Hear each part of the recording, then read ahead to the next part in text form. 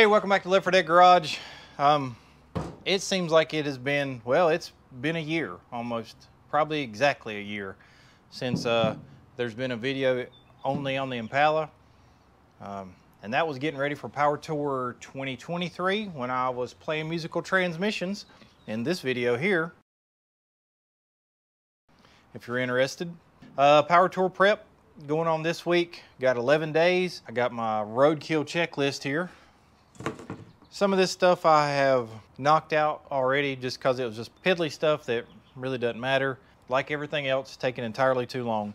Since we're leaving in 11 days, what I'd like to do is I'd like to knock out 99% of everything in the next couple of days. That gives me all the next week to hopefully coast through, do stuff around here that I need to do and not worry about this car. But if you have been following for a while and remember the 2022 Powertour, the car was ready the night before. It had been ready, and as I go to get gas and one last test drive, blew a collector gasket. The body bushing at the firewall decided to explode. It was only, what, 58 years old at that time. So, and when that happened, the body dropped down. All of the toe plate came out of the clutch linkage, which made this crazy rattle noise, stressed the throwout bearing, which might have been the beginning of the issues that I had the next year. So I had to come back and fiddle with this thing till about 11 o'clock, knowing we were getting up at 3 the next morning to get the heck out of here. So the wheels can fall off at any time. What I've got finished so far is I finally separated my fans. So what I mean by separating the fans is I run a 2-fan setup, and forever I've just had both fans come on at the same time. Well, running a 1-wire alternator and a relatively slightly low idle, 2 fans on this system, it kind of sucks the wind out of it. So it's not caused me problems, but it does pull some voltage. So what I've done is I've got a 185 on switch and a 195 on switch. So I separated them. So I've got a high fan, or actually the low fan, 185 fan, and the 195 fan down here. So they were running separate relays since I wired them. I just didn't have them split up like I should have, and that was one of those things looking back.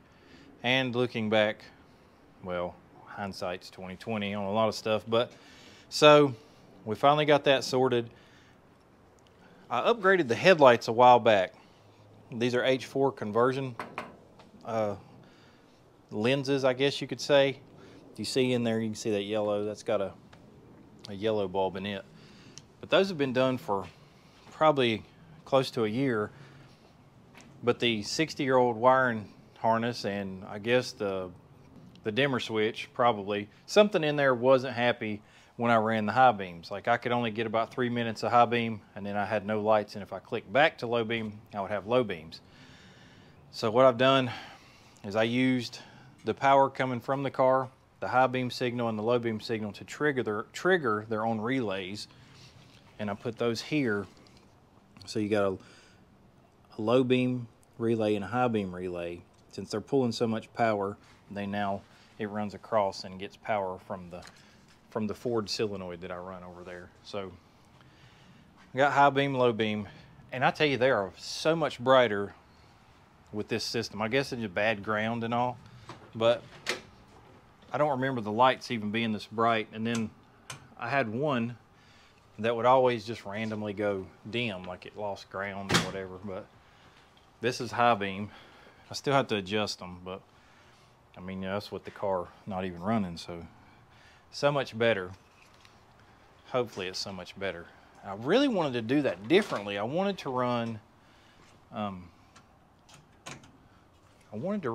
2 low beam lights and 2 high beam lights, but I forgot to do that, and I didn't wire it the way I wanted to wire it. So the outside's low beam, and then high beam, you got these 2. But I figured since this one had a filament that it wasn't using, why not run 2 low beams? But anyway, that's how it's happened. So We got that all wired and tucked up in there and hidden. Let's see, so we got the fans done, the headlights are done, my 12-volt outlet. Let me tell you, I thought that I needed to wire this thing. I wired this last year. So I got me a 12-volt outlet. I actually installed that last year. Ran the wire. Forgot all about this. Ran the wire to my fuse box, or little fuse block here. It was in this loom, but I didn't connect it because I didn't have matching connectors. And I remember that after I realized that the wire was already right there. So just had to make a little jumper wire from the supply block, or whatever you're going to call it, up to the fuse block, and I can charge my phone and camera or whatever else. So we got the outlet done. I sealed both. I got the I've sealed the windshield and the rear window and the trunk seal, and I use this stuff called flowable silicone. I may still take clear Gorilla Tape and go over it just to be on the safe side, because I used to run tape across the top of the windshield to keep the water out. But this stuff here, if you cut that tip real small, it flows out like water. So I mean, it's not as noticeable. I mean, you can see it and you can tell I put some sealant on it, and then you can see from last year. But I didn't do the top last year, so hopefully, and I got it sealed here, so hopefully that'll, I'm sure it won't stop it, but it's got to help. And then I actually put tape on this stuff, because if not, it will run out. So I've sealed this whole piece just like up there, except for in here, because I mean I don't think the water's gonna go uphill, but maybe I could have done down through here and along this.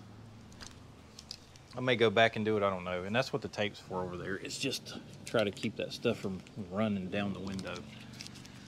And the trunk seal, another just not correct way of doing things, but it's all I got because this thing is crusty. This was the attempt last year and I bought the wrong stuff. Didn't realize it was so small. So that's some old junk from Amazon, and this is 13 millimeter. That's just laying there. This is 13 millimeter universal seal stuff. So hopefully, but you see what I'm fighting. I mean, this thing's crusty. So it was just enough to run all the way around and have that little piece right there left over. But all right, this is my failed attempt at a foam repair last year. It was all good until I put fiberglass resin on it and it melted. So now it just looks like it's been on fire. But if you look, it seals up for the most part. I don't really know what's going on in there, but, and then along here, and then across through there. It's gotta help. I get a weird vacuum in this car going down the highway. If you have the windows, any sort of windows cracked whatsoever, so it starts to pull a weird vacuum and it sucks my headliner down. Like if I get after it real hard on the highway, it'll actually pull the headliner down up here enough to touch my head. So the bow's actually flipped again back here. It's completely upside down, I can feel it. And it's got this one kind of goofy. This one will flip, but I can work it back. I'm afraid to do that because I'm afraid I'll tear the headliner. But I've actually had the headliner guy fix that, I believe, twice. And it's not his fault. I don't think they put clips in the roof until like 65 or something, so. And that's the only thing I can think that that's causing that vacuum. My back seat is actually sealed from last year because I was trying to keep dirt from getting sucked in the car. And that, I know you can see that plastic in there. That's like super heavy duty, real mill, like heavy mill shower curtain. And it is siliconed to everywhere it would touch in there. So I was hoping that would fix it, but this car is not sealed up, so can only do so much. So that's the trunk. What else we got here? I would like to do fender braces, some sort of, to stabilize this junk because it's so rusty. It's so rusty up in here that the front end vibrates going down the road. Front shocks and mounts. So I bought these a while back because I was planning on bagging this thing before now. So they're external mounts and they go right down there. See where the Z-bar linkage and all that is? They mount to the frame there, and then the shock will mount kind of sort of like a C10 truck. And then shock, which is actually an E150 Ford van shock. The shock will mount to the lower control arm, and then this right here. So that's what I'm gonna do next. And I got to fix the exhaust because somebody lowered the car too much and it's dragging the exhaust and has a hole in it. Do a battery hold down, fix the exhaust. I tried the vacuum advance, but I believe I need to limit how much swing I have in my advance because I can't get it dialed down enough to where when you apply the vacuum advance it goes like 50 degrees. So I need to limit the swing. That thing is adjustable, but no matter what I do to that vacuum advance, in or out with that little Allen wrench, there's no change. So I may not worry about that. I've been fixing that for 2 years. Why worry about it now? I want to add some body grounds. I'd like to replace the ignition switch, but I don't know if I can find the new ignition switch. And recently discovered my steering shaft looks like it's about to fall off the car, which probably isn't good. So there is a set screw right there that I should probably tighten up real quick. Oh, an alternator pulley. I didn't go over that. So with the whole worrying about charging, I bought this one because it was the cheapest one in that diameter. I was going to make one, but that takes time. So I'm going to drop this pulley size down. That's pretty large to whatever this one ended up being. I can't remember what the diameter is. To try to speed this alternator up a little bit. It appears that I'm probably going to run out of adjustment, which is great because that means I'm going to have to play the belt game, and I'm already doing that on Pinky. But I do have some other Heims in there thanks to my uncle, so we might be able to come up with something without having to change the belt. Because if that works out, then I will buy a March pulley in that diameter because I got to keep it looking the same. I mean, somebody might call me out on my mismatched pulleys. So that's the joke. But that's where we're at. So, and the reason this thing is sitting on these ramps like this is because I was wanting to check stuff at ride height. So the front's on the ramps, the back's on jack stands, so it gives me ride height going down the road. And I wanted to like just see how the bump stops looked and all that. Oh, and I got another thing that I was hoping would be here this week. It's, according to the tracking, it won't be here until Tuesday, which is not good, but it is what it is I'm buying a real sway bar for this thing so we can take this little pencil sway bar off. So, but it's not a direct bolt on, but not too bad. And another thing, so these old overload springs are actually made by Superior Spring, which I find just neat. So they were on my parts car, my parts Impala, that I bought a couple years ago. And that's where I swiped my hitch from. So this is actually a draw tight hitch, and I never did share the video on, but it has like Chevrolet and the years stamped into it, so it's for an Impala. And I have used that hitch, by the way. So this thing is super soft, I guess because it's just a lot of car or whatever. So I want to put these overload springs in there, but I had to cut them down. Let me show you how much I had to cut it down. So because apparently somebody's lowered this thing too much, had to chop my coils a little bit on the overloads. So we're going to chop this one down to the same height, make them match, and then I've got some U-bolts, and that's how they bolt onto the rear end. They just bolt to the tube with the little chintzy U-bolt, and these go right below the frame rail. And even with this one just sitting in there, what a difference, like pushing down on the car. Such a big difference. I mean, I don't know if you can tell, but That's just me. And that's new springs and new shocks. Well, the shocks are 2 years old. They're the cheaper KYBs, but is it the shock? Is it supposed to be like that? I don't know. But with Powertour and having a trunk full of crap, and then this cooler's full, and full gas tank and luggage and all that in the car, I feel like it needs a little bit more help. And it is actually lower this year than it was last year, so I've been meaning to do this. So with that being said, I'm gonna jack this thing up, pull these wheels off, and we will jump on doing the shock mounts and the exhaust today, and hopefully the rear half of the car. Or actually, you know what, before I do that, I'm gonna jump on doing this alternator right quick since it's right here, and hopefully we can figure out something and use this belt. All right, I'm gonna take this pulley off. I'm gonna take this fancy cover off first.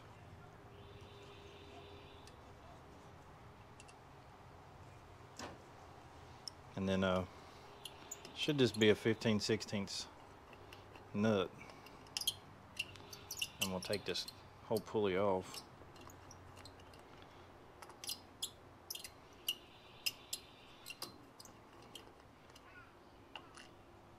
So we'll set that over there. Let me go grab a socket.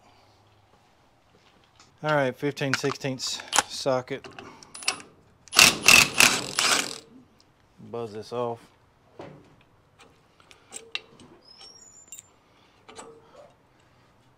Hopefully it's the right spacing.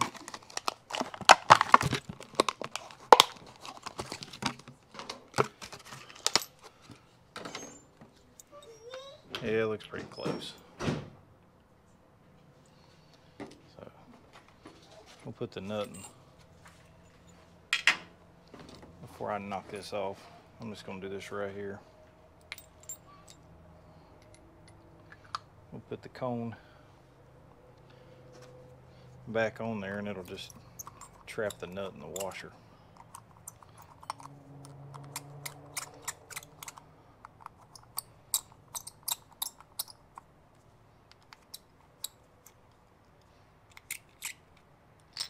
So, part number 208, if you need to know. Let's measure it just for ha-has. So the March pulley, I'm gonna say 2 3/4. This guy is, so it's about a 1/2 inch smaller. All right.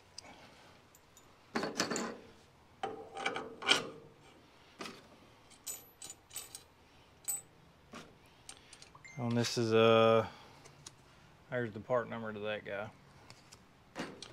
Snug this guy right back up.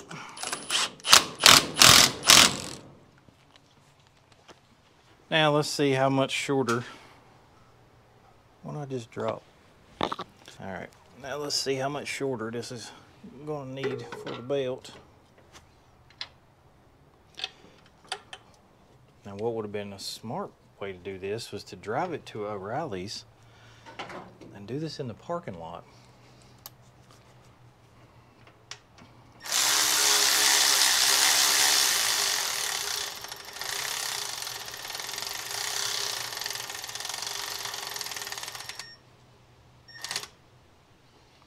All right.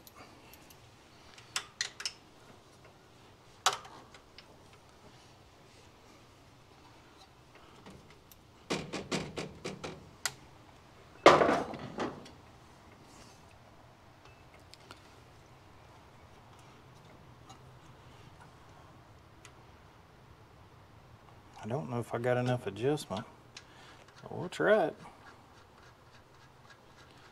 And even if it's close, I can run it to O'Reilly's and tune on it in the parking lot. Because I mean, you're right there with all the belts you could ever need.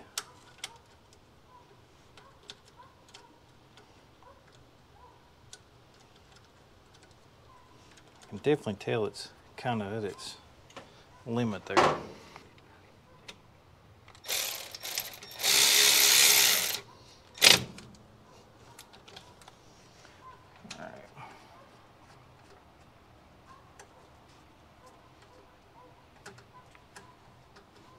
Yeah, it is definitely out of adjustment right there. The left-handed one just came out of the little deal. All right. Now I've got a couple more of these little things in there. Let's see if I got one that'll work. That might be our guy right there, because it's the same length and it's already collapsed. So I'm gonna take this little rod off. Use my hammer here. I would rather keep this thing snug up in there, but this may have to work for now.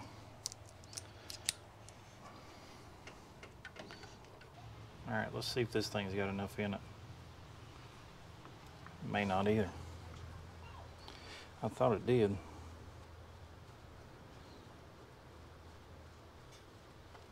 Nope, it's less than the other one. Great. All right.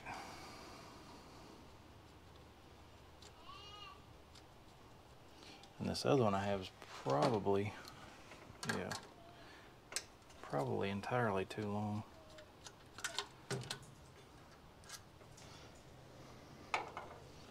So we need to make a trip to O'Reilly's.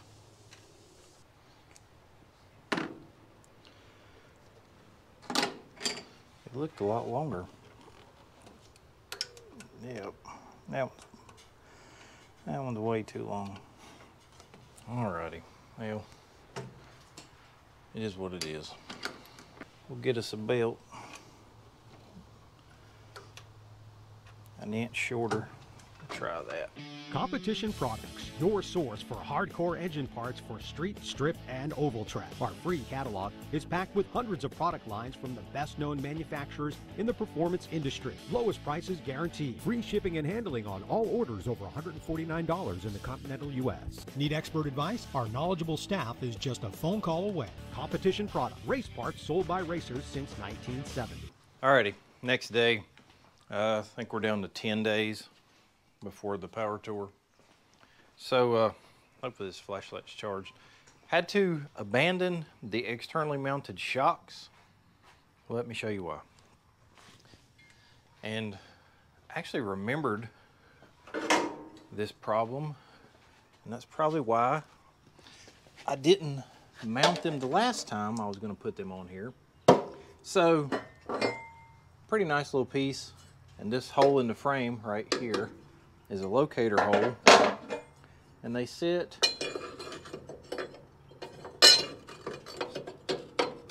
in there like so. You see how that works, and shock will mount down there, and it will mount up there. Well, that's all in good, but, and it does say in the instructions, slight trimming required for manual transmission cars.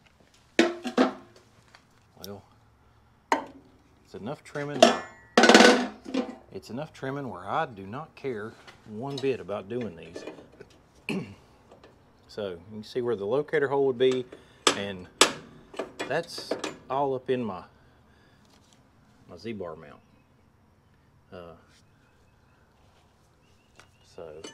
And then, I mean, we'd have to notch this back side, but this piece hangs over the frame rail some, so it would get into the top of that. By the time I notched all this, there wouldn't be nothing left.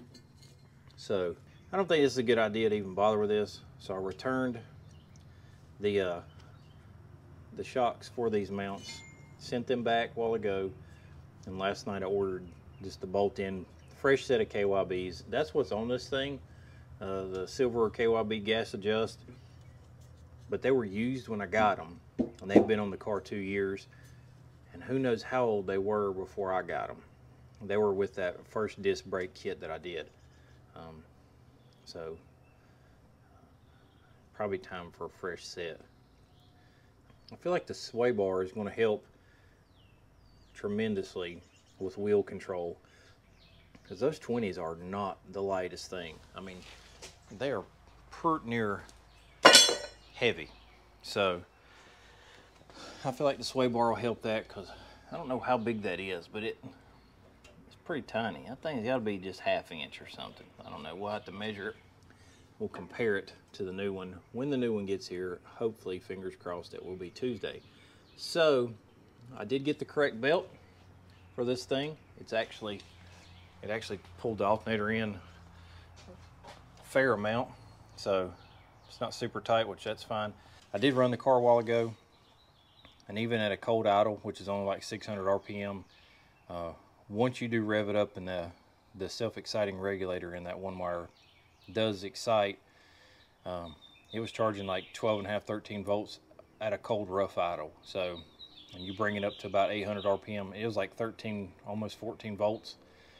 So that will be perfect idling in Powertour traffic with fans on. Just because nobody will ever notice, but I would like to put the right pulley back on that thing. I like that. I like that snout cover on that deal. Sorry, these birds are so loud.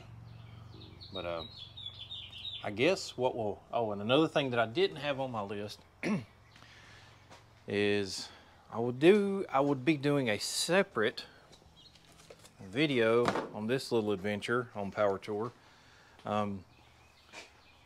In Atlanta in 22 and 23, I'm sorry, yeah, in Atlanta at the end of the 22 Powertour and the beginning of the 23 Powertour, they did laps on the track. I didn't do them in 22, regretted it, so we done them in 23 last year. I think I only got up like 70 mile an hour. Did 3, maybe 4 laps, I don't know, but it was fun. I liked it, I enjoyed it. It was, whatever it cost, it was worth it. I got this big giant picture that I need to hang up that I've not done yet. So we got an email last week, end of last week, first of this week, something, about doing laps at the Corvette Museum. 2 of us in the group, myself and Michael, you'll see his Chevelle. We've signed up to do the laps, and then I don't know if he did or not, but I did get the picture package. Why not? So we'll be making 4 laps, I believe it is, and it's just a tad over 3 miles long. It's a lead follow lap. I don't know what to expect, but it sounds like fun. So we are signed up to do that Sunday, so that'll probably be a whole separate video in itself. With that being said, I don't know if you've ever tried to slide a car around or be mean to a car that has no seat belts and a bench seat. But let me tell you, you'll start right here and you'll end up over there real quick if there's nobody over there to stop you. I found that out the hard way one night. So that means we need a seat belt.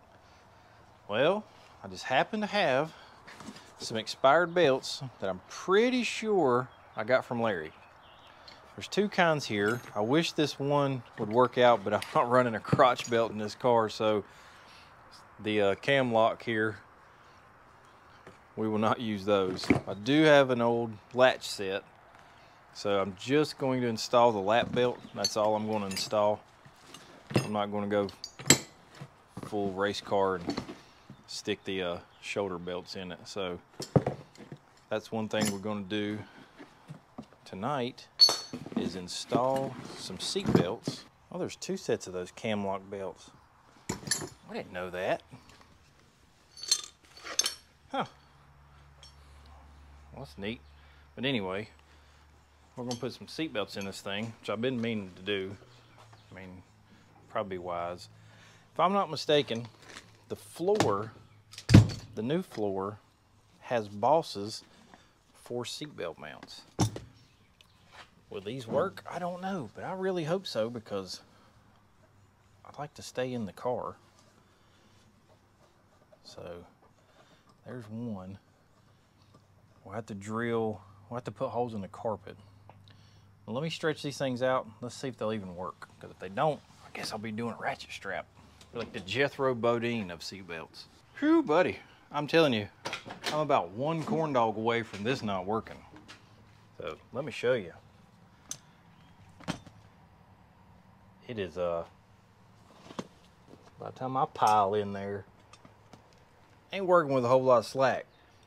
It's not a struggle to button it or latch it, but it ain't far from it. But I can still cinch it down real good where I don't feel like I slide over to the passenger side. Wasn't too bad bolting them in. The exhaust was completely and utterly in the way. The only bad thing was, you see where that belt goes into the carpet way over there. So I had to be under there with a wrench, and then I took a 20-inch extension and run it all the way across, and then run the impact and held the wrench at the same time. So that took about 24 tries to figure out my combination for that.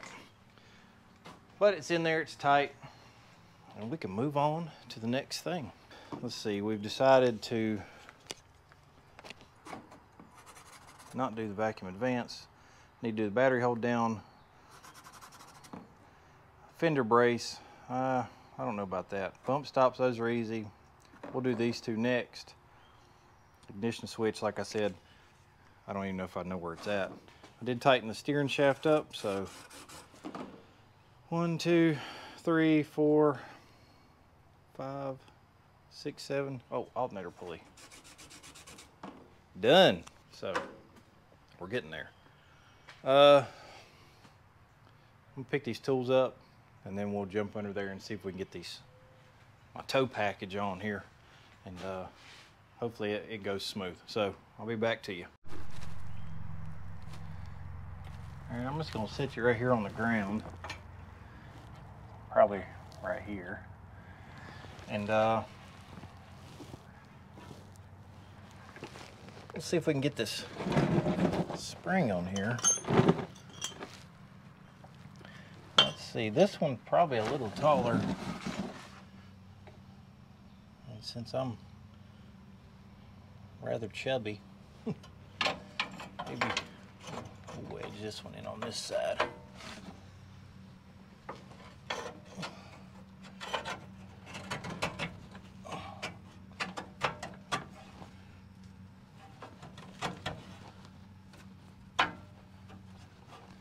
Alright, that floor jack is, that jack stand is 110% in the way.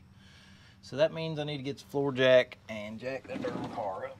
Okay, let's see if we can get this. It's a little snug under here. So we can get this U-bolt on there. I think I got it spread out too far. And then I got a brake line to deal with on this back side. So we may have to, I don't know what we may have to do.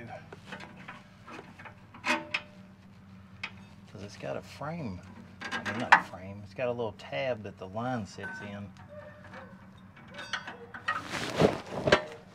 And I'm on the wrong side of everything. I can't see what I'm doing.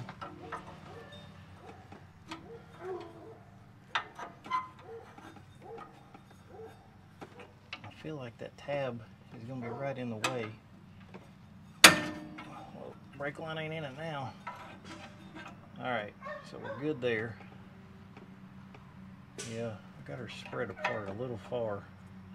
Let me see if I can take this dead blow and tighten that up a little bit.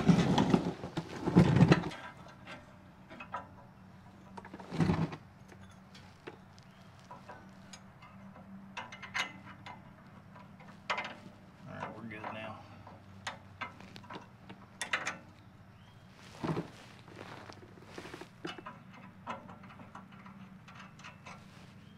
We'll buzz these nuts up here if that jack stand's not in the way again. So it looks like it's supposed to be where it's supposed to be, I believe.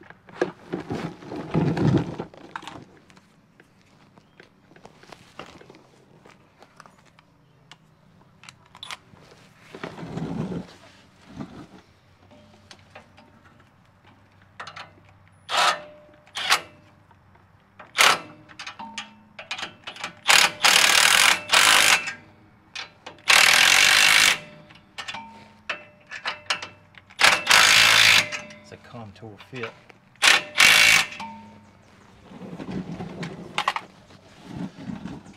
I don't believe him will go anywhere. That'll definitely help.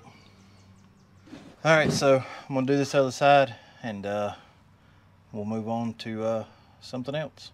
All right, one more thing on this video, then we'll wrap this bad boy up. I got the diff fluid changed, checked the transmission fluid, checked the brake fluid, checked the oil, checked the coolant, got the belt fixed. Still have to weld the exhaust, which ain't really nothing to see there. I'm just gonna put a little, I'll show you when I get under there to do these shocks right quick. Just put a little plate on that. I thought the shocks wouldn't be here till tomorrow, but they showed up today. So just got some fresh KYBs. We're gonna take these old, who knows how old they are, KYBs off. Surely this will make a difference.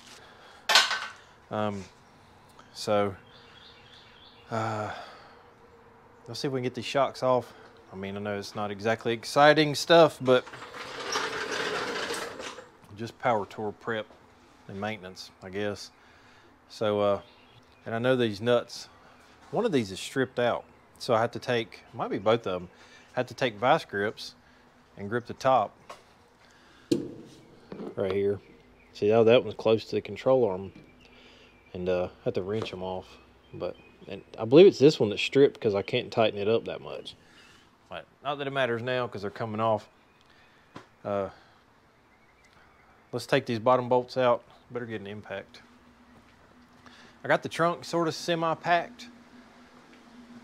I did not pack the toolbox yet because I figured that should wait to do that until after the sway bar. That way I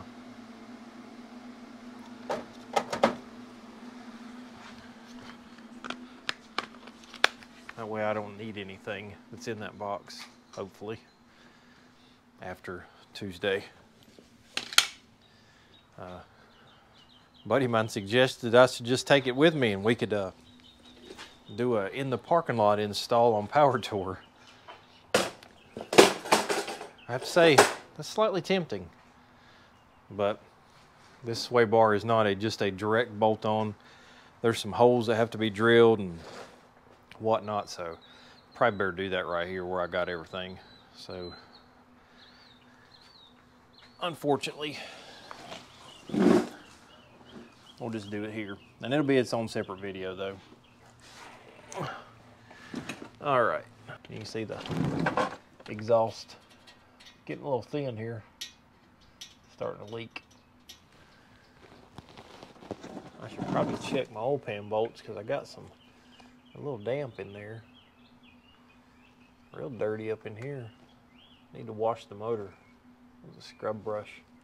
Afraid the paint will fall off though. Got everything greased. Actually, I just did that the other day when I changed the oil. So, I mean, if it's run out of grease in a couple hundred miles, then I got more problems than worrying about grease. Might be a little close here. That ain't gonna get on there, is it?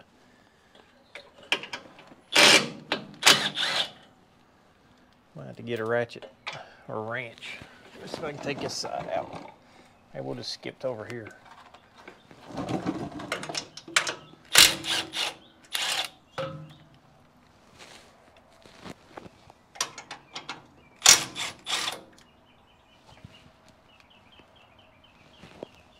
Yeah, we'll just take this side out then. We'll swap spots.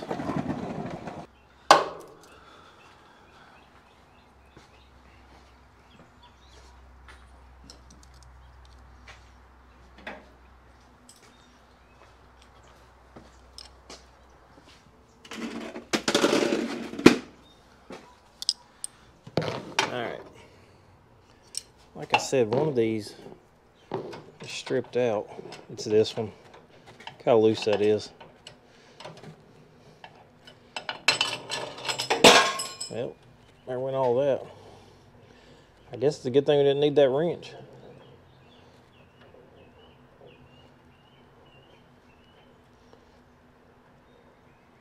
we'll compare these shocks.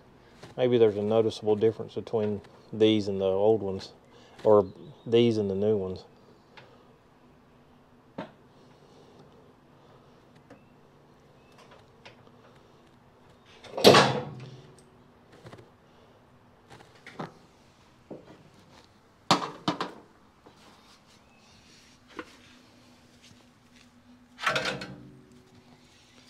It's real hard to tell, but if I flip them upside down and push down on them, this right one takes a significant amount of effort, and this one not so much. So I guess it'll help. I don't know. Well, we're changing them anyway, so.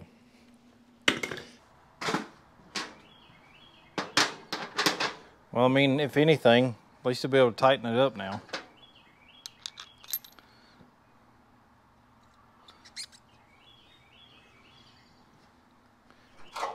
All right, let's go under here and put it in the control arm.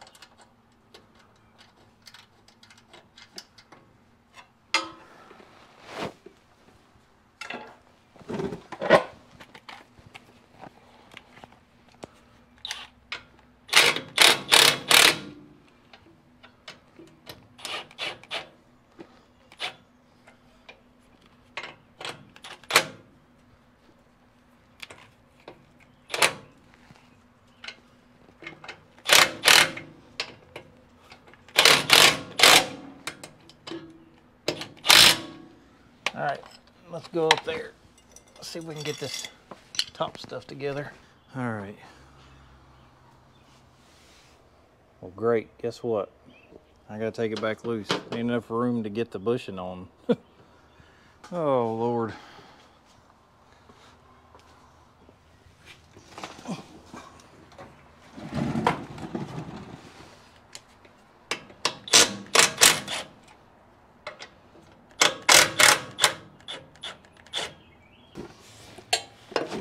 All right, let's try this one more time.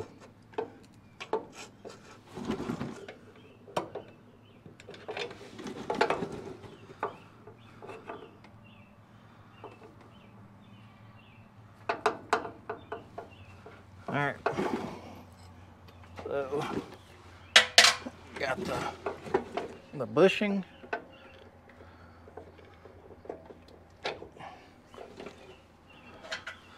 The washer. Where we at?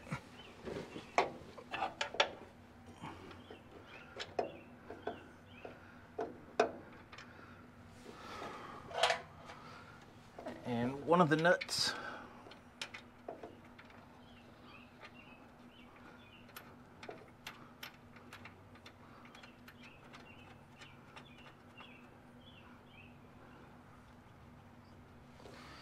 All right, I don't think that's gonna fall out.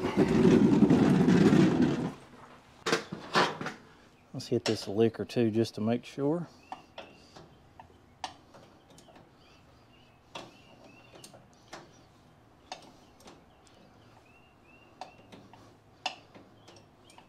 Now let me go back under there and put those bottom bolts in.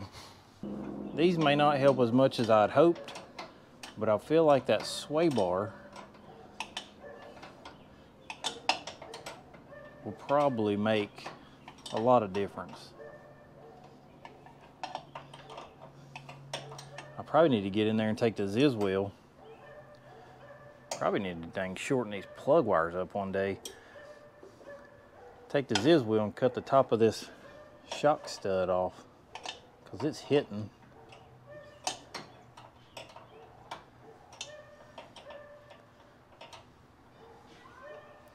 Well, Well, if I was supposed to put that nut on there too, it's too late. I'm gonna cut that off, but that'll do for now. All right, let me try this again. I guess after my update on the GoPro, I don't know what's wrong, but I can get about 25 minutes out of it and it gets hot and shuts off. So I got the trunk kind of packed. The only thing, still haven't packed my tools. The toolbox is just in here just to try to figure out the puzzle. But oh, and I got a fancy TechMan approved battery hold down here. So we got this, you know, NHRA approved battery hold down. Got my Milwaukee fan for my air conditioned coolers here. Jump box, got a seat back there. My camp chair, pop up.